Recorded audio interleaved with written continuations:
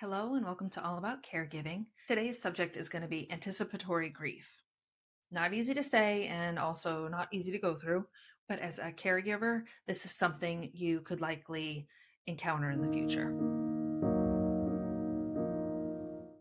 What is anticipatory grief?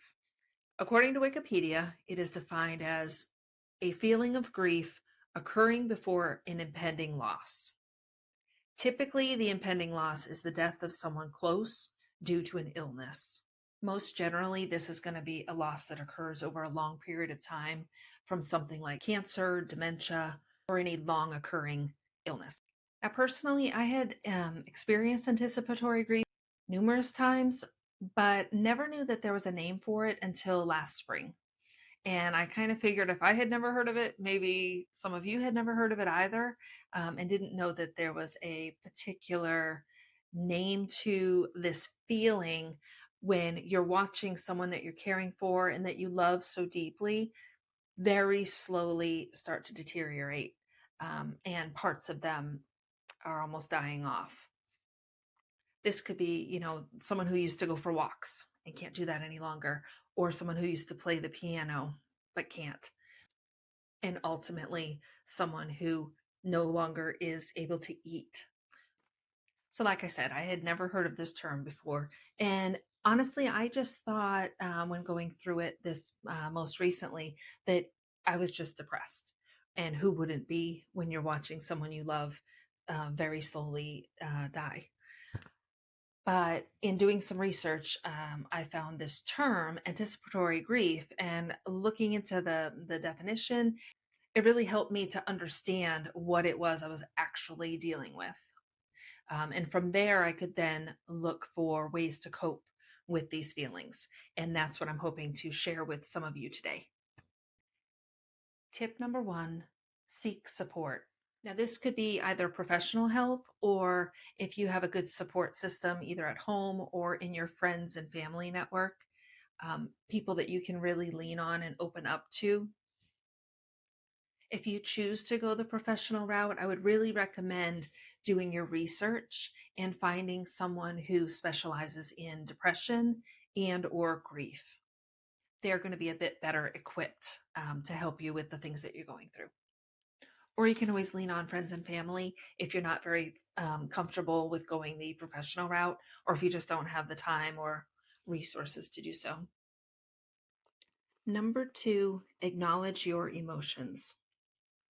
Now, this can be a tricky one. I know for me personally, when I'm watching someone go through the dying process, especially the actively dying part of this, it's hard for me to not feel like my emotions are not as valid because they're really going through it.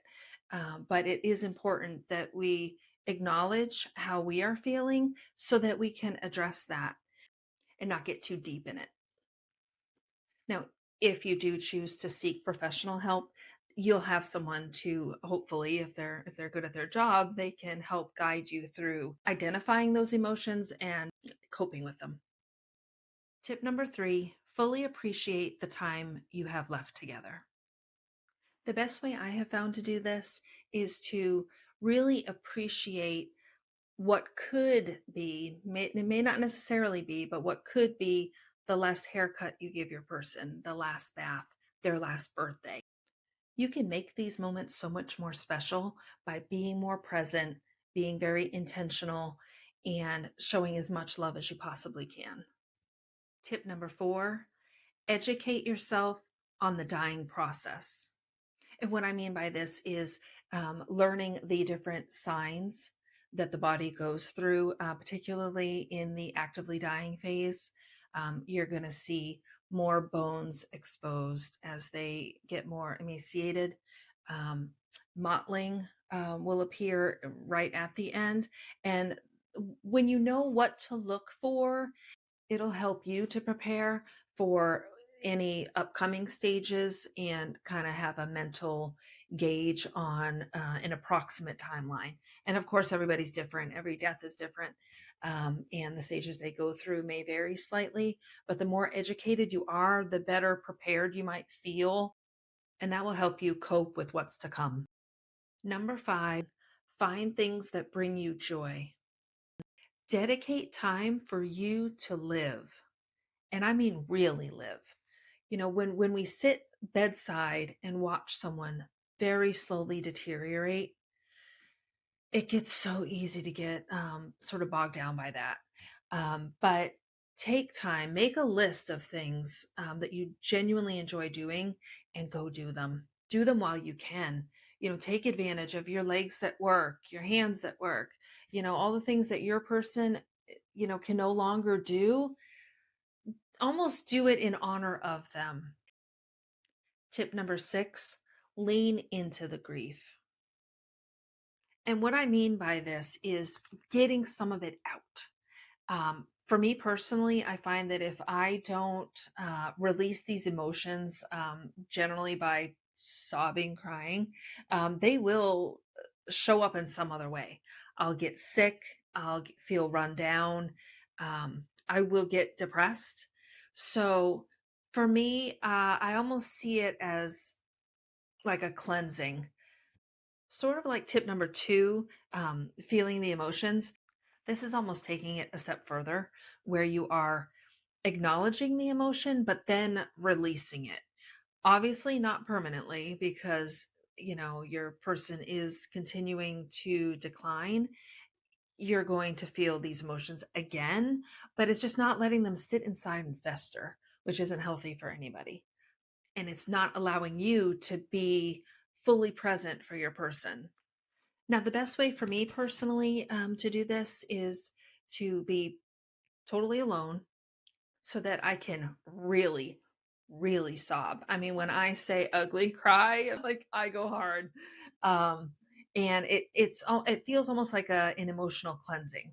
And I have two ways that I do this. I have a Spotify playlist that I call Grief Relief, and it is songs that I know will make me bawl my eyes out.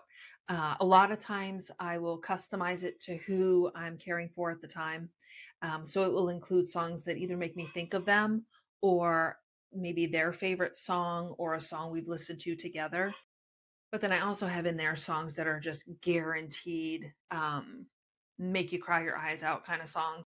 And I'll list those here in case you want to make your own playlist. A song for your heart, but when it is quiet, I know what it means. I'll carry you home. The other way that I do this is I have another list. I'm a lister, but I have a list of sort of go-to movies that I know will make me sob like a baby. The number one, always like will cry about every 10 minutes, is My Sister's Keeper.